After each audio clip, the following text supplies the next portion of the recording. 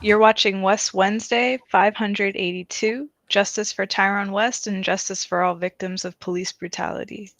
Tawanda, it's all you. Thank you, Queen. So just like my sister just said, it's West Wednesday.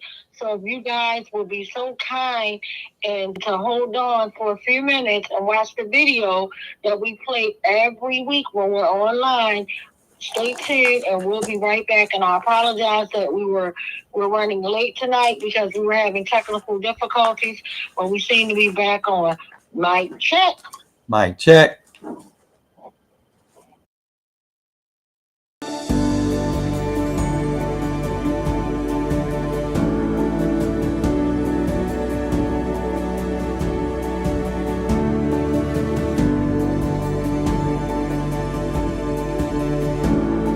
Can't stop, won't stop, till killer cops are in cell blocks. Can't stop. The following video portrays an incident of assault and violence at the hands of police. Viewer discretion is advised. I suggest you back the fuck up. No, why you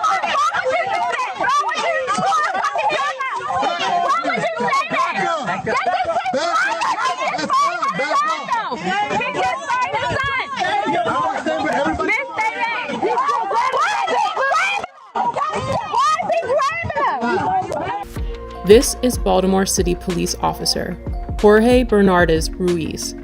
In a video shot in 2016, Ruiz is seen with his knee on the back of an unknown man with a gun pointed at the man's head. His message was a clear one. Concerned onlookers, adhere to my dictates or else. Here, we can hear Ruiz saying to Baltimore residents, I suggest you back the fuck up. It is documented that Baltimore police officer Jorge Bernardez Ruiz is a repeat violent offender, even without access to all complaints against Ruiz, undisclosed by BPD Internal Affairs records.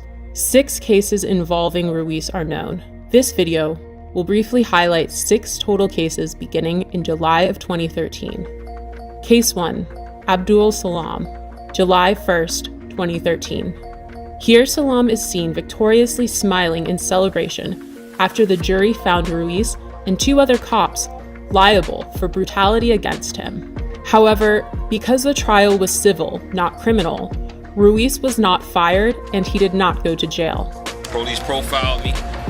They followed me in the back of my house, harassing me. Police proceeded to violently and hostilely approach my van with me and my son in it. As I announced, this was my home, guns drawn. Once they reached my vehicle, they violently pulled me out, ramshacked my vehicle with my 3-year-old son strapped in his car seat, threw me against the gate, slammed me repeatedly, picked me up by my feet, and while I'm upside down, they proceeded to drop me on my head, hog-tie me, and immediately when I fell on my head, Ruiz, in a wrestling type of action, and kind of hit his knee against my neck. I was arrested. I had no idea what I was being arrested for. My son is scarred to this day. He remembers the incident as it happened yesterday. When he talks about it, he always refers to Daddy being on the floor with police yesterday. Case 2, Darrell Harris, profiled, as seen in this video, July 17th, 2013. Yeah, Sid, what's wrong with it? Improper way with it. There's no such thing as an improper way. You gonna tell me my job, bro? I know the law. Are you gonna tell me the law? I know the law. You gonna tell me the law? I know the law. What's the problem? You giving me a ticket? You need my license registration? Yeah, let me get it. The profile, y'all use the seatbelt as a reason. Profile. Do me a favor, take out your keys. Yeah, you can record me. For what? Nah. I don't feel safe right now. Do you want me to step out the car? Do you want me to step out the car? I'll step out the car. Call the police, man. What do you call a supervisor? I want to do shit. This is getting uploaded to the internet right now. Yeah? And we are 2 law-abiding citizens that we are getting targeted, and I don't know why. Just 24 hours later, Bernardez Ruiz played a leading role in the police killing of unarmed Tyrone West. Case number 3, the murder of Tyrone West, July 18th, 2013. My brother Tyrone West was brutally murdered on July the 18th, 2013. In both of these cases, when you look at the pleadings and the harsh language of these officers that have been quoted to me by reliable witnesses, the N-word. And Killer Ruiz and Killer Chapman and the rest of those 11 or 15 killers, including David Lewis, took something from my family that they could never give us again. And that was my brother Tyrone West, one unarmed man who was brutally murdered, beat to death in broad daylight.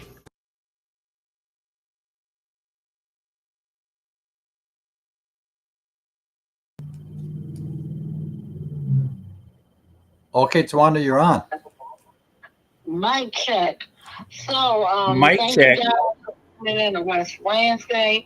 And if this is your first time tuning in, it's just sad and tragic that, all that happened leading up to my brother Tyrone West, who was an unarmed black man that was brutally executed on July the 18th, 2013. So for 11 plus years, we've been tirelessly fighting for accountability, and not just in my big brother's case, but literally for all the victims of police brutality and murder.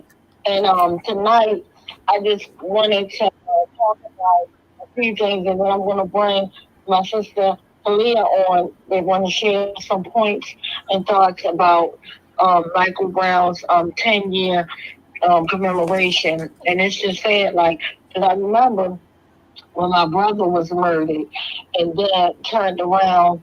That's when Ferguson happened, and then Eric Garner, and just literally traveling around the world trying to fight accountability with different families. It's just sad and utterly ridiculous. But my whole point is, we always say that, when an officer feared for their life and they gun us down, and the person that said, well, that person had a weapon on them, they was running just like the young teenager that was working hard, that was expecting a baby, and literally, family members had to bury him. And I'm sorry I don't have the teenager's name that I'm talking about, but it happened here in Baltimore. And it's just sad that they showed some foolishness that we couldn't even really understand the video that they put, the body cam footage, when it was all chopped up and it looked like the young man had an actual cell phone in his hand. But my whole point, even if he had a gun, did he deserve to be gunned down? No, absolutely not. And I'm going to say it, and I meant it.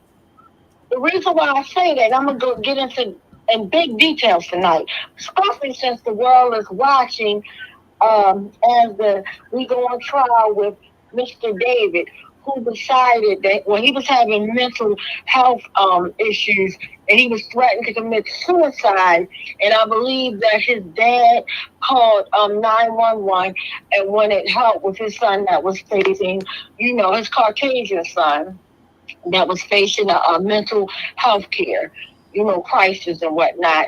And he did have an AK rifle, assault rifle. And literally, when the cops showed up in the county now, this is in Baltimore, but in the county, but when the cops showed up, they sent the squad out as they normally do. That's typical of them. When they're gunning us down, I'd be remiss if I did not bring up Corinne Gaines, who was there with her baby murdered, and then her baby got shot in the face by a squad. That's what they do. But now, when they went to Mr. Davis' house, and literally he shot 2 officers, literally, they shut down the county for 48 hours plus, did not bring him out with one scratch. And they walked him to accountability. And now today, and this happened last year, but now today he's able to stand trial and talk. And then they're even going to have Mr. Tyrone. He's an expert witness that, speaks up against, police brutality and whatnot. But they're saying, he was saying this point. I saw him on the news, and he made the point of why did they show up in squad. Well, excuse me, my brother. They always show up and squat when they murder us. But I want to see what do they do in this case. My eyes are going to be glued to the blues. I'm definitely going to watch it. I want to see the results. But my whole point, if you could bring a Caucasian person that's suffering from a mental health crisis and you could walk them to accountability, and the way they walk into accountability, I thought I was watching a love story, a romance novel. The way they was like, oh, we're kind of worried about Mr. David because, the weather. I think it was raining last night and he didn't have on a jacket. Like, are you kidding me? Are you kidding me? But again, he's so proud. But literally, he shot, the officer that came at us. I'm sorry, that came to his house. He literally shot him, put him in shock for a couple of weeks. He's still, they claim that he's still, suffering from the gunshot or whatever. But then there was another one that pulled him over. It was a detective that actually seen him, and he fit the description, and yet he shot this detective.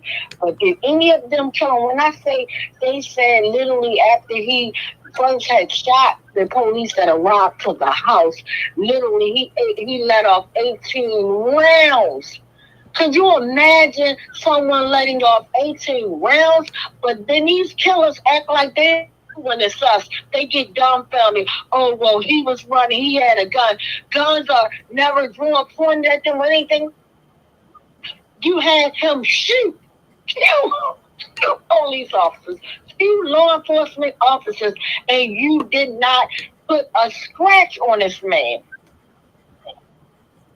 It's up. We need to knock this system down because I'm sick of the dog and pony show. It's a murder, who they want to brutalize, what points, they always want to talk about low prices when it comes to Caucasian folks. They even said that about the first Caucasian person that they humanized that tried to take out Trump.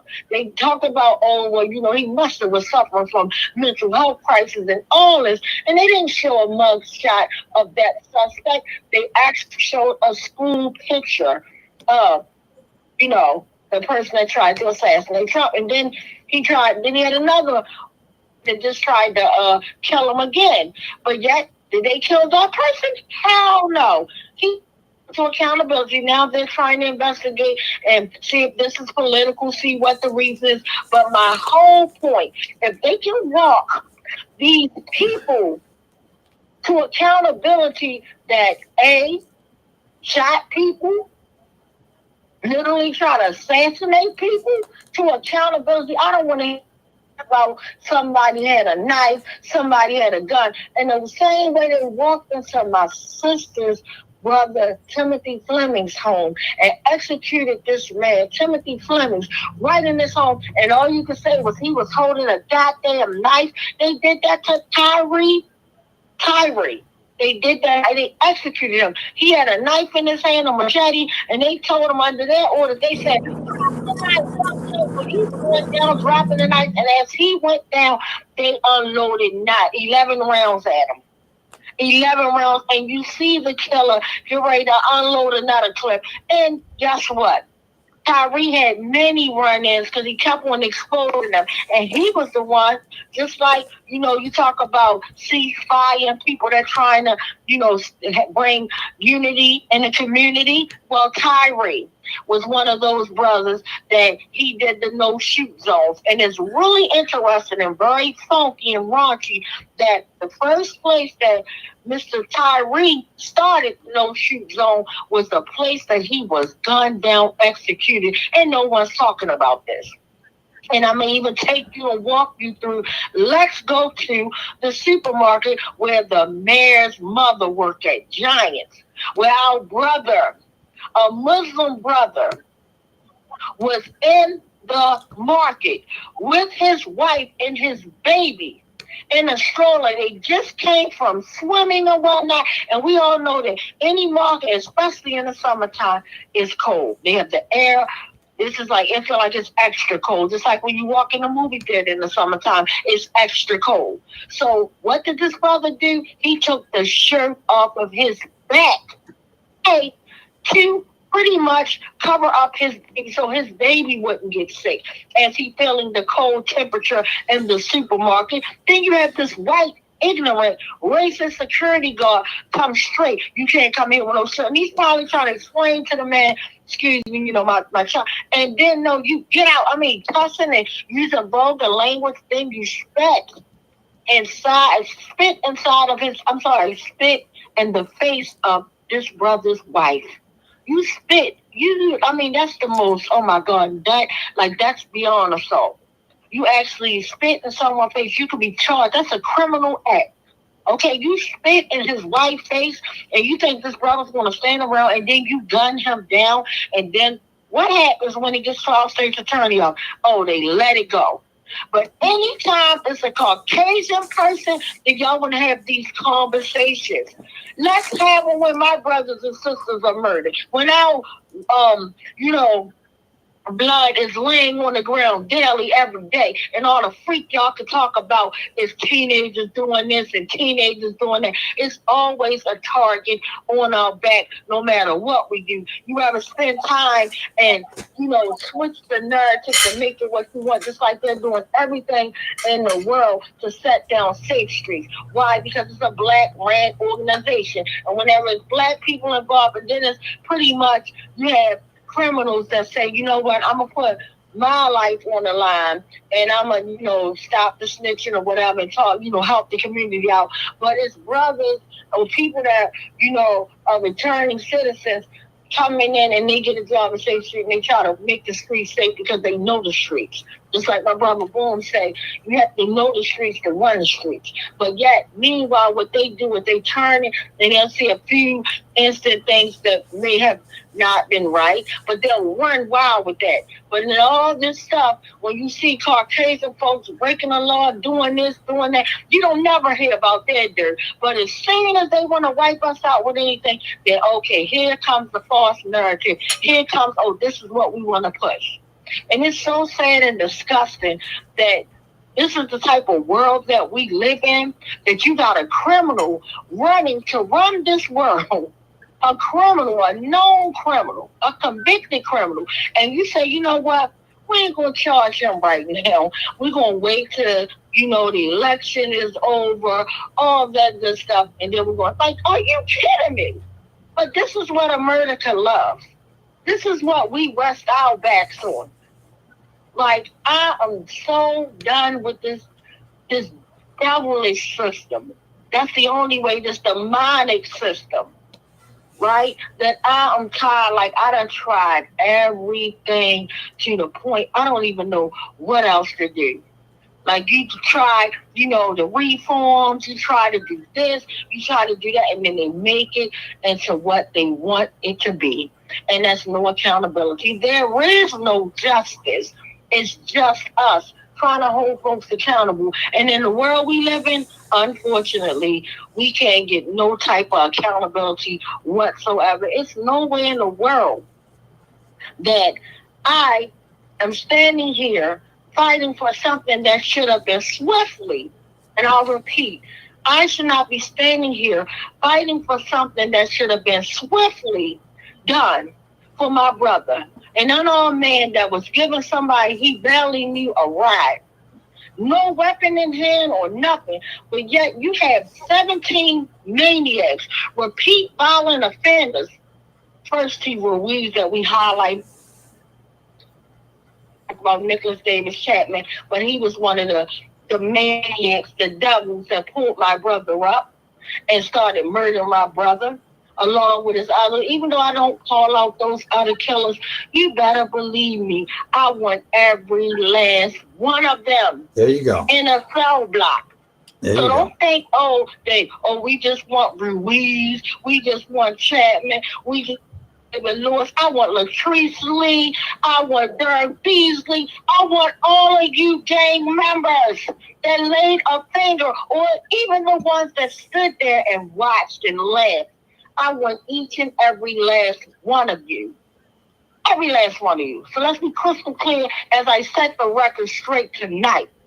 Like, I am done with this system. Like, it is a capitalist system that does nothing but try to control us. They get really antsy and upset when we come together and we say, you know what, we're not having it. They start like, oh my goodness, let's do the pretender, let's do this, let's do that. Imagine if we kept that energy. Let's think about like, so as my sister tonight, I'm going to bring on, she's going to talk about Michael Brown and share things or what happened. You know, what happened in Ferguson. And I'm getting ready to literally go on a trip to honor our brother Michael Brown's 10-year commemoration. You know, but my whole point is, you know, when everybody was standing together in Ferguson, guess what happened to the activists? They got murdered. Someone was found lynched hanging from the trees, and they said, oh, they committed suicide. 3 or 4 were in their cars, burned up the same way with gunshot wounds to their head. Like, terrible, horrible. And we're not talking about that. We just let the system just, walk us away from accountability.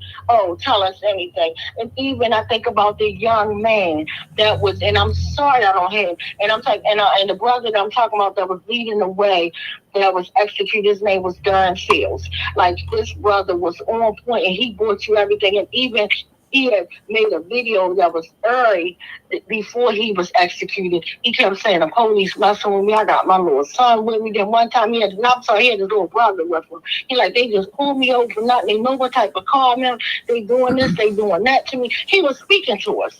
Did we listen to him? No. Do y'all listen to me? No. When I tell you and I show you guys on my cameras, when they show up and start doing what they do, when they block me unjustifiably on Facebook. And now tonight, we shouldn't even post it on my brother's page. It's acting weird. Just like tonight, it was acting weird for us to get on. But nothing is weirder than this damn corrupt system. Once we knock that down, then I guarantee you all the weird stuff will stop. We need to knock it down because it's not for us. It's never been for us. You talk about over 400 plus years, but my point, going back to Ferguson, we let that ride. Everybody pulled together, but then when the main activists that pulled us together got wiped out, murdered, nobody did nothing. Then a movement started, and people just, you know, and I'm not going to call nobody out tonight, but a movement started after all the boots on the ground people, they put their blood, sweat, and tears in, but then somebody came and hijacked their movement, got paid just to say a couple words, a few words, and the whole world took that trendy thing, and at the end of the day, we're not benefiting off of that movement.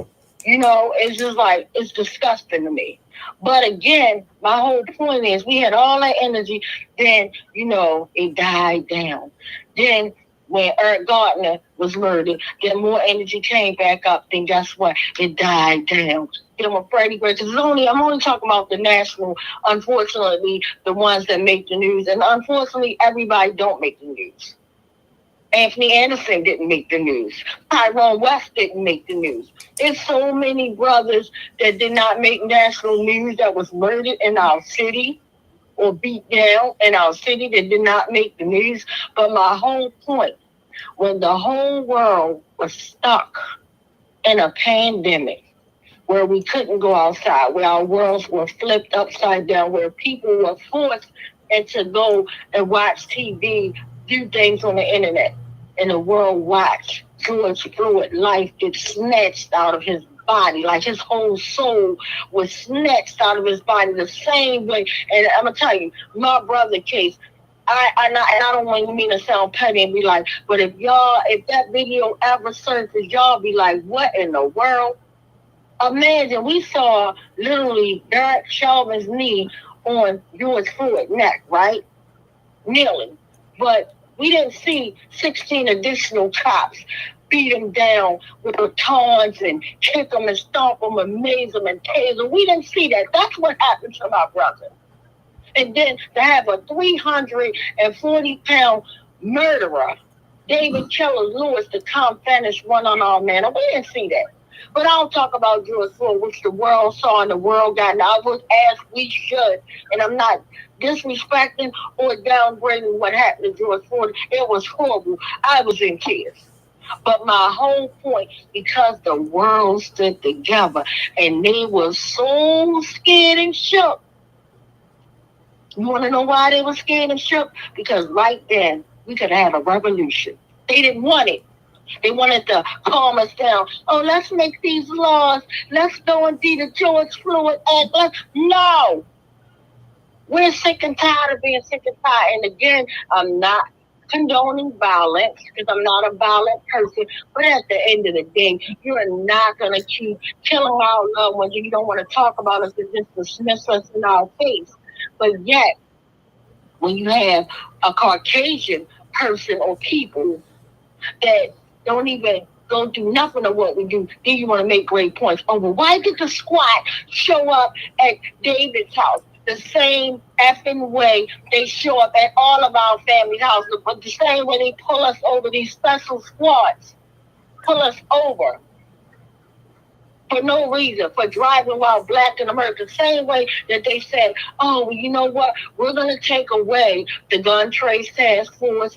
You know, we're going to make it so there's no unmarked cars anymore.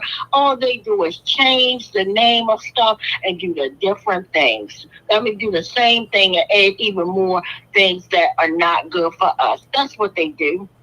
They take one system down that's bad, just like I remember years ago when they knew that these speed cameras that they still got, and they got them on the highway, they went all the way in this time. The last time on different administrations, they said, you know what? These cameras are a failure because we did a test. I remember they had a group that actually did a test, and it wasn't speed, driving just like me, and got several tickets. They like, you know what, we're going to take this away. And they got rid of the speed cameras for a little bit. But as soon as we had our eyes and felt comfortable, now here they come again. And then they coming with vengeance. They got speed cameras on 83, the highway, and knowing they robbing us. And we're not even saying, where's our damn money going? It's damn sure ain't going to us. It's not going to homeless people. So where's our money going at? To this dirty capitalist system that needs to get knocked down past the ground. I'm tired of being tired, y'all. Enough is enough. And I think about all the freedom fighters, my ancestors, Dr. King, Malcolm X, all of them that stood up and said, the ones that had to unfortunately shed their blood just to kind of move us around in this world. And we still ain't moved far enough. We're not. We're still, to me, what I call modern day slavery. You know, okay, we'll let you go away on the field mouse. You can go work, you know, slave, come back home to your family. And when we want to kill you, and how they used to do with the Casual Killing Act for resisting, that's why they still got that same language. And now, what we call the police officer Bill of Rights, you know, if they resist, go ahead and kill them. Like, what? But when you talk about killers that did beyond resist, and then they talk about resistance, when you about to break somebody's arm, you do their face on the ground, and they not resisting, trying to survive, like to get up out of a horrible, painful, which you placed them in. But the first thing they're resisting, and you study banging them upside the head with a club or putting bullets in them. Enough is enough. You're not going to keep playing with us. So I ask anybody, I urge y'all, let's see what they to this maniac named David that is now on trial. David that is now on trial. And they said it's going to be a 2-week trial. They got over 150 witnesses. That's a lot of witnesses. Because like I said, he was letting off round after round after round. But we get no coverage when it's us getting murdered. Just like when that black maniac was going around raping women, and then he killed and raped the white woman. You know, then now they want to have the conversation. But what about the black sister from down the hill that they didn't even want to talk about? That if they would have stepped up in this sister's case, when he came and made her and her fiance step out the house and said that something was going on. And they stepped out of the house in a vulnerable position, and then he got them back in the house, raped her, and put her on fire. Put them on fire. Like what? And she survived through something horrible, and they ain't do nothing. They already had him on the radar. How did he get to do all that when he was on the radar? You know why? Because they don't give a damn about black people. He was they didn't give a damn. But as soon as he read his ugly head, where the white people are, and this is not the West Coalition, this is Tawanda Jones. Strictly only me. Okay? So when he brought his ugly head where the white people were at, and a white woman got hurt, and may she rest in peace because she didn't deserve that. Because of their action, when the sister was almost, then guess what? We wouldn't even have this. It could have still been here. The white lady could have been here. Okay, let's be crystal clear. And my brother, Abdul Salam, and you talk about even 24 hours, the video that you just saw that ended before we came on, where you hear Darrell saying this is getting uploaded to the internet. And did Killer Ruiz care? He didn't give a damn. He didn't care. Did Nicholas Catman Killer care? He didn't care. Because this is what they do. When they kill us, they get promotions. Okay? They are a legalized gang.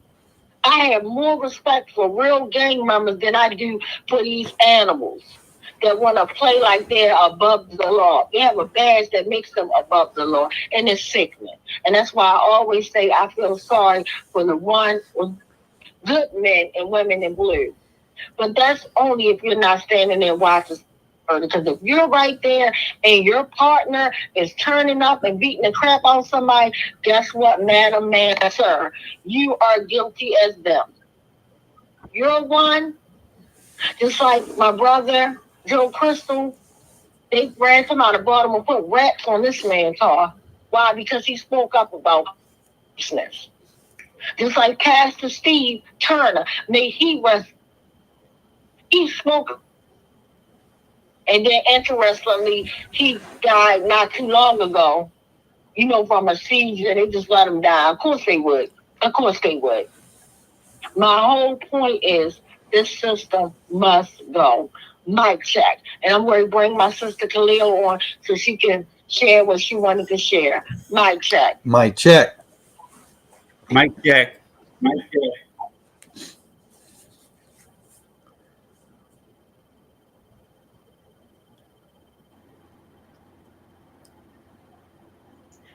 All right, Kalia, you should be on now.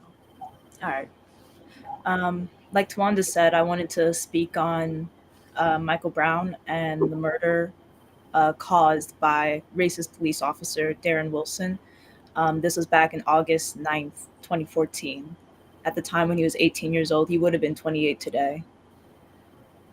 This was an act of police terror, something that we're unfortunately too familiar with. And this exact terror, which workers in Ferguson, Missouri justifiably responded to with anger, this kind of police terror is necessary under capitalism, under a system that's based off of profit and expansion. The police are enforcers of this capitalist state, and so they need racism in order for it to expand and to continue. The news media, of course, afterwards, in the midst of the riots, reported them as riots and disregarding the peaceful aspects of the protests and the fact that, again, this was a justifiable outrage from the workers in Ferguson and across the United States. They also spotlighted police vehicles being damaged and businesses being damaged as well, but this ignores the discrimination that Black and Latino workers face compared to white workers within the US. Specifically, for example, in 2022, the national median income of white workers was about $56,000. For Black workers, it was $10,000 less at about $46,000, and for Latino workers, it was even greater, $14,000 less at $42,000. With this system, it exploits indiscriminately for all workers, and yet it super exploits workers of color with lower wages and greater acts of discrimination on the job. The 10 days of unrest in Ferguson showed anti racist fight back against the police and the system that works to divide us workers. And so I want to say, personally, as a member of Progressive Labor Party that advocates for a world outside of capitalism that benefits workers, I commend the multiracial fight back for Michael Brown and many others affected by police brutality and murder. And like Tawanda says, this is a system that can't be reconciled. This is a system that will not be put to work for us because they have a plan in place that does not involve our benefit. So again, I commend the fight back that goes on and that we're still continuing to do. And I advocate for more than just reforms. I personally advocate for a revolution that's outside of capitalism and that being an equal society under communism. Thank you. Mic check. Mic check. Mic check. So before we read the questions and comments, I wanted to ask, anybody else want to add to the conversation before we go to the questions and comments? Mic check. Mic check. Yeah, I'll say a word. This is Uncle Bill speaking, and I just want to point out that a few days ago, a judge allowed a case to go forward accusing the Maryland State Police of racism. And number one, if they allowed the case to go forward, it's a serious case with serious evidence. And number two, maybe they have alternative reasons for allowing this case to be heard. Maybe they want to make it seem like the justice system can work for us, which in my opinion, it does not. It works for the rich. But anyway, they've allowed this case to go forward accusing the state police of racism. And I want to point out that in Maryland now, when there's a case of police murder, it's investigated under the Attorney General's office, and most of those investigators are state police. So here we have those who are supposed to uncover the reality of police murder being probably justly accused of racism, a significant contradiction. So that's all I wanted to bring out tonight. And one other thing is to mention that we have a large number of people killed by police in the recent time period. It's a 10-day period, 31 people killed by police. Mic check. Mic check. Mic check. And did anybody else want to add on anything? Okay, so before we go to the questions, if there are any questions or comments, I'm unable to see, but I just wanted to add a point of what Uncle Bill was just saying about the police killings. So my point about the police killings is that last week or the week before, like, we've been reading these killings like in the 30s or more. And it said we can go from, I think the list was so horrible, we went from somebody as young as 17 to somebody like 78 years old.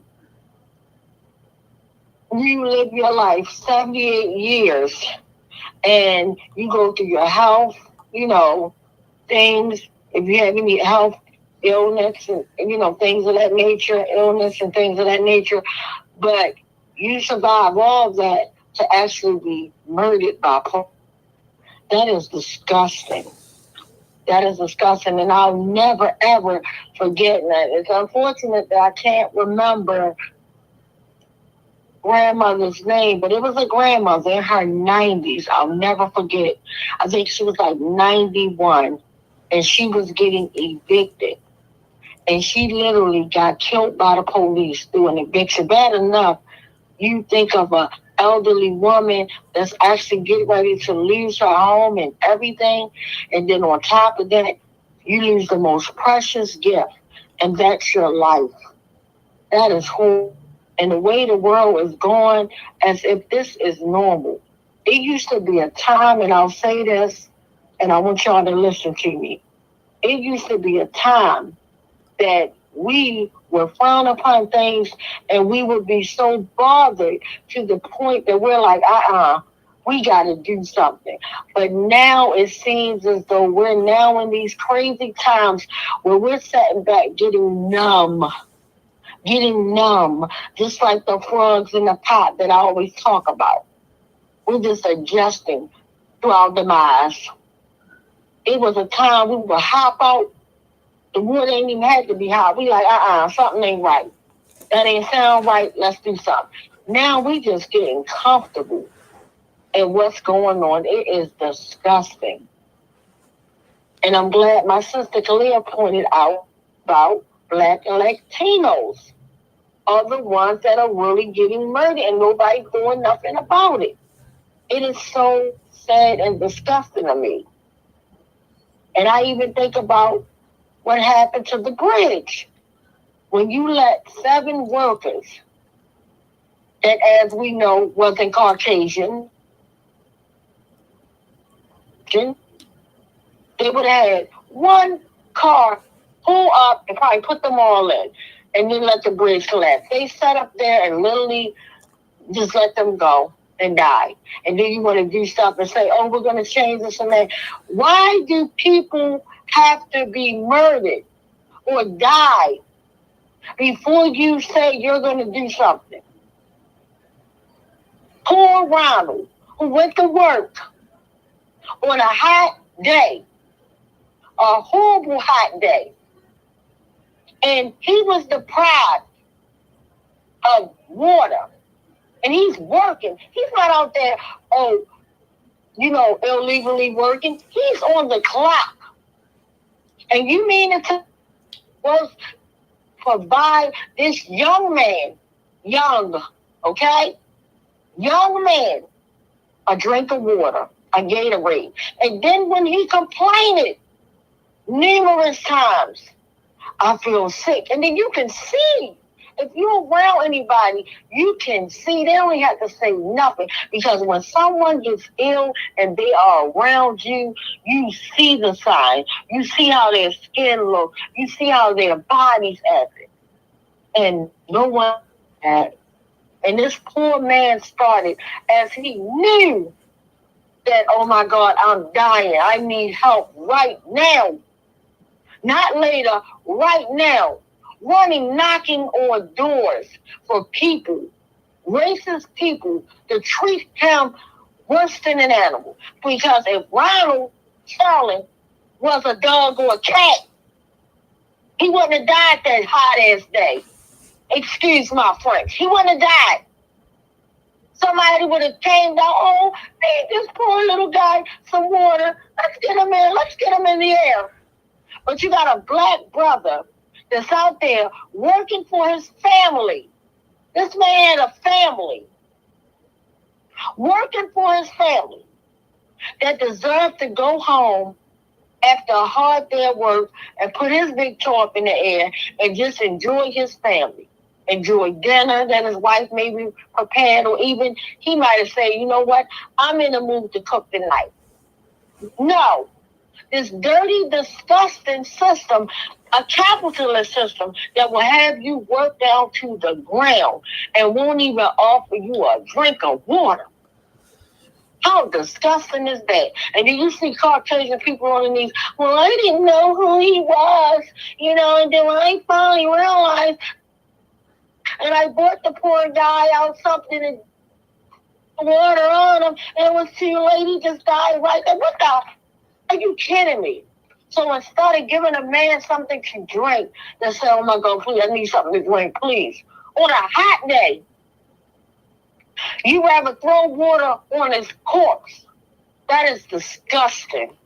And I'm going to leave it right there. I'm going to do a mic check. We're going to check into the questions, comments, and from there, I'm going to read our disclosure. Unfortunately, we got to go into this long, sad list. Mic check. Mic check.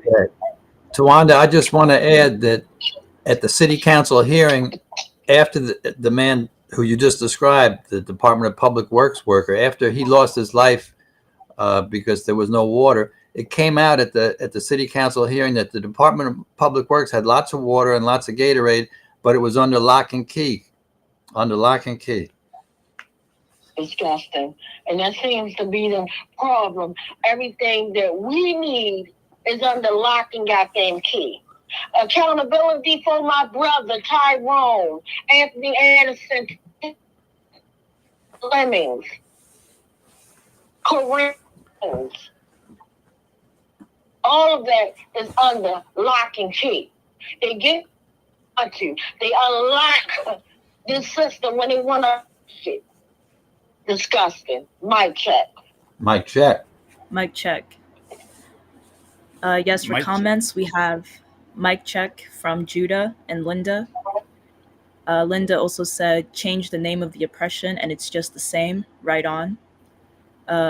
Descartes said, mic check. And Linda said, thanks for the Michael Brown shout out. Mic check. Mic check. Mic check. And I apologize, guys, because we would have had more comments, but again, Facebook won't let us be great.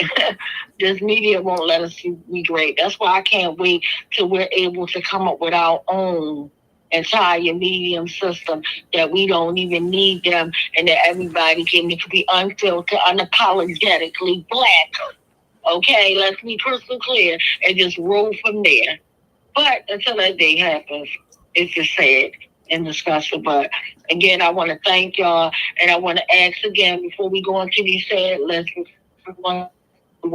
disclosure. Do anyone want to add or comment before I go and read our disclosure? Mic check. Mic check. All right. So I'm pulling it up right now. If you guys will give me a few minutes, but I'm just like real emotional right now because just looking at the way these are human beings. At the end of the day, we all are humans. Under the skin, we all have blood, okay? And all of our, last time I checked, all of our blood is the same exact color. And it's just said from our skin color, from racism, sexism, we're discriminated against and treated as if our life doesn't matter, and it does. And I'll always say it, and I'll say it again before I read our disclosure. We're more than hashtags and body bags. We're more than being 6 feet in the dirt and pictures and buttons on t-shirt. Our lives matter. It may not matter to the ones that are murdering us, but it matters to the families that you leave behind that is constantly fighting for accountability. It matters to us. So with that being said, I'm going to read our disclosure. It is the mission of the West Coalition to work for accountability for Tyrone West and all the victims of police brutality. We believe that there is a connection between police brutality and community violence. Police can use de-escalation strategies to diffuse situations. As I shared with you tonight, David, let's leave David. That was a way that they use that, and they don't do that with us, okay? So they can use situations, they can use strategies without necessarily using force. This man didn't walk away with a scratch or a wrinkle on his shirt. We believe, or we encourage community members to resolve disputes without violence. We care deeply about those families impacted by police brutality and community violence. And I'll say it again. We care deeply about the families that are impacted by police brutality and community violence. We seek to uplift the names of their loved ones from a place of respect and care. We obtained these lists of names of those shot and killed by police and those lost to community violence from national and local news outlets. We know that these are by no means exhaustive lists. And we do not obtain detailed information about the circumstances surrounding each of the deaths of the people who died By reading these names, we are not condoning violent behavior on the part of anyone involved in the situation. The time now, let's come back at 8:09. So if you're into praying, please say a prayer. If not, that's fine. Please send nothing but positive energy in the air, because these are real family. These are real people. Mic check. Mic check. Mic check.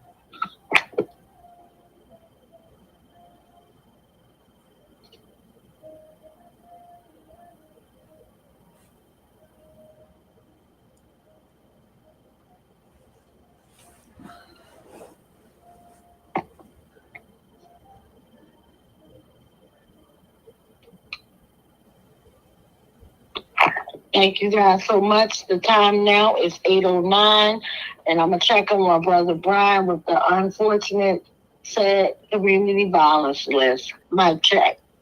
Mic check. Mic check. Thank you, Tawanda. Yeah, so in this past week, since the 11th, we have 5 people's names. I'm going to read their names off and their ages. And as Tawanda said, the important thing to remember is these are people, these are human beings, these are, they have families, they have friends, and we lift up each name in the hopes of eliminating violence from, our lives and our society. So, Richard Evans, 41. Richard Evans. 41. Reginald Bernard Herod, 59. Reginald Bernard Harrod. Antonio Peoples, 36. Antonio Peoples. 36. Melvin Rich III, 36. Melvin Rich III. 36. Michael Sims, 20. Michael Sims. 20. Thank you. Thank you, brother Bruce. I know that that's like a hard task, and always much gratitude for taking the time to do like something sad. That like it's not like a test. Like, oh, I want to read this. Thank you so much for always being here, and I just wanted to send special prayers and love.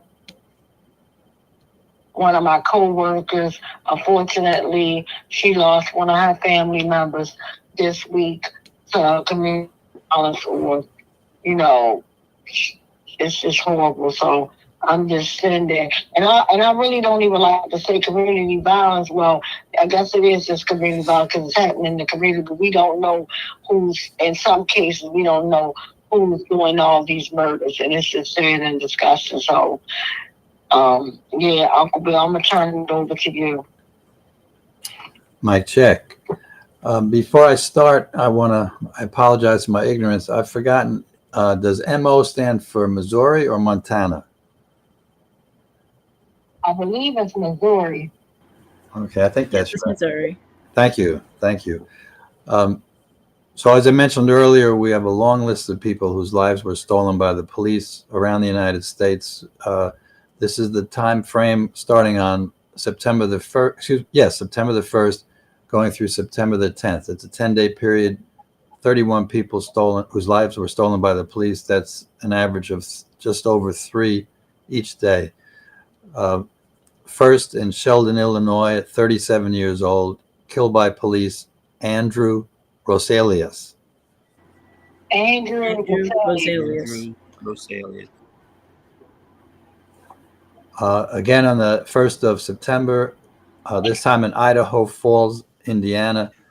Idaho, excuse me.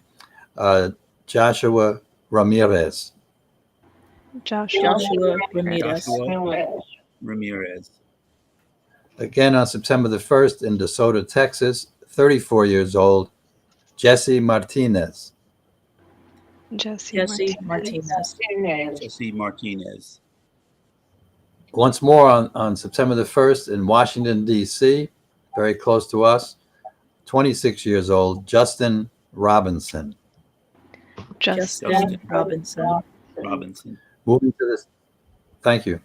Moving to the 2nd of September in Auburn, Alabama, 21 years old, Amari Young. Amari Young.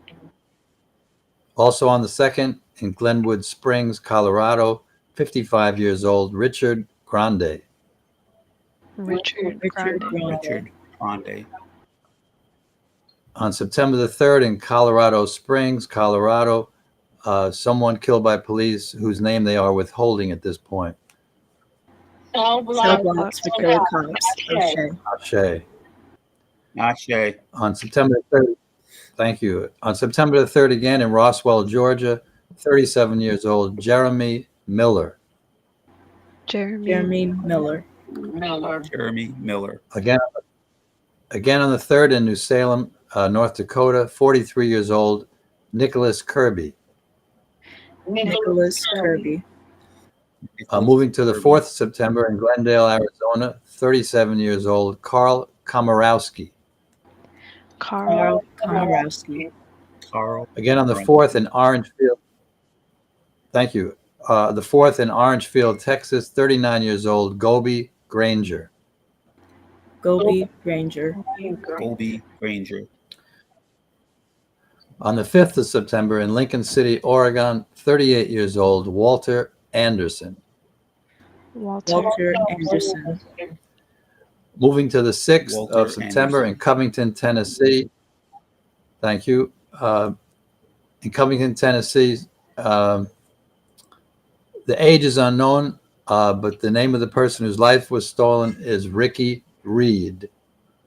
Ricky Reed. Again on the 6th in Afton, Missouri, 30 years old, Delisha Evans.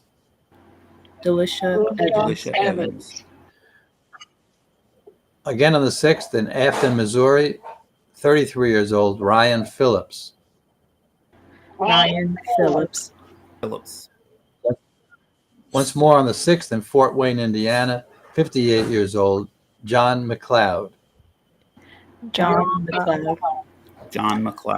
On the 7th, thank you. On the 7th of September in Conyers, Georgia, 20 years old, and this is the youngest police killing victim this evening, Ivan Felton. Ivan Felton. Again on the 7th in Victorville, California, both the age and the name have been withheld by the police. Cell blocks for killer cops. Ashe. Again on the 7th in Westlasco, Texas, 23 years old, Carlos Hernandez. Carlos Hernandez.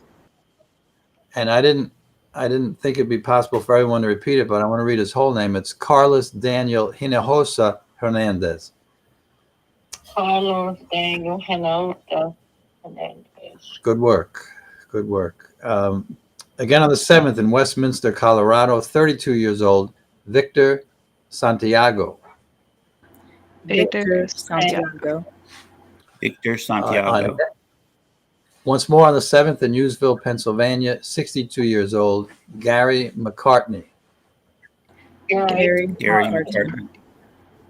And I believe he's the oldest victim of police killing that we'll be upholding this evening. Once more on the 7th in Lafayette, Louisiana, 27 years old, Rigoberto Sanchez. Rigoberto Sanchez. Rigoberto Sanchez. And again on the 7th in Dallas, Texas, 29 years old, Domingo Pop Pan. Domingo Pop Pan. On the 8th of September in San Jose, California, 50 years old, Roberto Rivera. Roberto Rivera. And we move now to the 9th, Thermopolis, Wyoming, 41 years old, Jared Gotula. Jared Gotula. On the 9th again, thank you. On the 9th again, this time in Litcar, Kentucky, this person's gender, name, and age are withheld by the police. Cell blocks for killer cops. Ashe. Again on the 9th, this time in Mountain Home, Idaho, someone whose gender, name, and age are all withheld at this point by the police. Cell blocks for killer cops. Ashe. Ashe. The last day for which we have information about police killings is the 10th of September. The first person we're upholding was 36 years old from Richwoods, Missouri, named David Peter. David Peter. Again on the 10th, in Youngstown, thank you, Youngstown, Ohio, 50 years old, Shane Linderman. Shane Linderman. Once more on the 10th in Columbus, Ohio, 34 years old, Lamine Mahmoudi. Lamine Mahmoudi. And the last person that we're aware of whose life was stolen by the police, also on the 10th of September in Liberty City, Florida.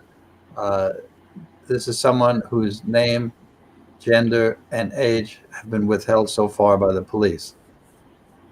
Cell blocks for killer cops. Ashe. Ashe. Mic check. Mic check.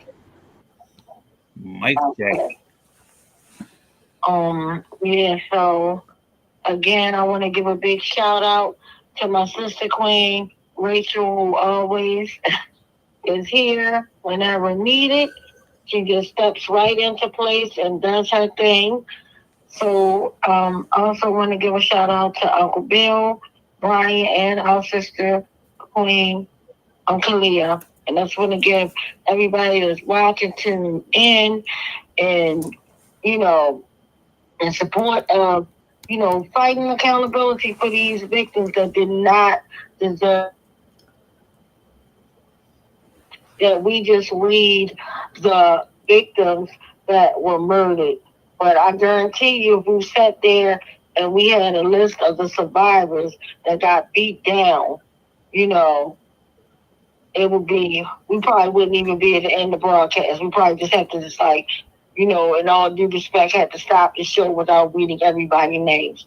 My point is, too many names and too many different places leaves nothing else to do but open these cases. We need accountability. We need it now. We need nothing short but cell block for a killer cop. That's what we need. And if we get anything less than that, that is no accountability. You can try to write us off a check. That's not bringing our loved ones back. You can try to write up a bill. That's not bringing our loved ones back. And even if you throw them in a cell block, that's not bringing our loved ones back. But that will help us start the process, if any, of grieving and, if possible, of healing. But people have to be aware and have to understand that when your loved one is murdered, whether it's by a killer cop or by someone on the streets, it is a a hole in your heart, unfortunately, to me, that will never heal. It is nothing, when someone gets murdered, it's nothing that, no one can say that could just be that straight comfort and you be like, oh my God, you feel so much peace. As in the Bible said, it surpasses all understanding. It's just sad and it's disgusting. So we have to keep this fight alive. It's time that we put our boots on the ground, and if we don't get it, we must shut it down. So live to love to live. I love you all, and we will see you next week for West Wednesday. Mic check. Mic check. Mic check. And Mr. West begging for his life, and Mr. Salam begging for his child to be excluded and comforted from what was taking place. Not for himself, but for his 3-year-old child. Case number 4, Adina Britt and family, September 10th, 2015. My name is Adina Britt, and I wanted to submit a 30-second testimonial that Jorge Omar Bernardez Ruiz is one of the 11 terrorists that came into my house performing a home invasion in September 2015, terrorizing my entire family and even holding my 12-year-old son at gunpoint. He needs to be stopped. Case number 5, unidentified arrestee, assaulted in 2016. I suggest you back the fuck up. No, why you